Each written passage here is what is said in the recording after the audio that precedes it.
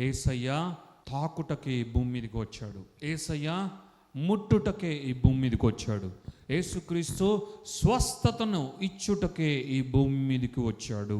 స్వస్థత అంటే ఆయన దృష్టిలో అది దీర్ఘకాలికమైన స్వస్థత. ఇప్పుడుండి మరలా ఎప్పటికో మరలా వచ్చే అనారోగ్యము కాదు.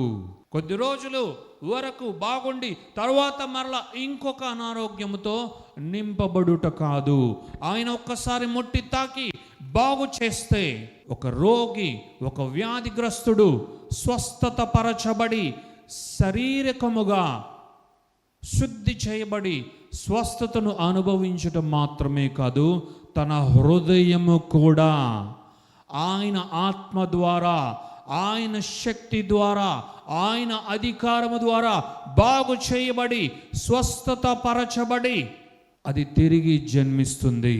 ఆంతర్యమును స్వస్థత పరచుటకు కూడా యేసుక్రీస్తు ఈ భూమి మీదకి వచ్చాడు. హృదయమును శుద్ధి చేయుటకు కూడా యేసుక్రీస్తు ఈ భూమి మీదకి వచ్చాడు. నూతన ఆత్మను బహుమానముగా అనుగ్రహించుటకు కూడా యేసుక్రీస్తు ఈ భూమి మీదకి అడుగు పెట్టాడు అన్నది మనం తెలుసుకోవాలి. దేవుని నామానికే మహిమ ఘనత ప్రభావాలు కలుగును గాక.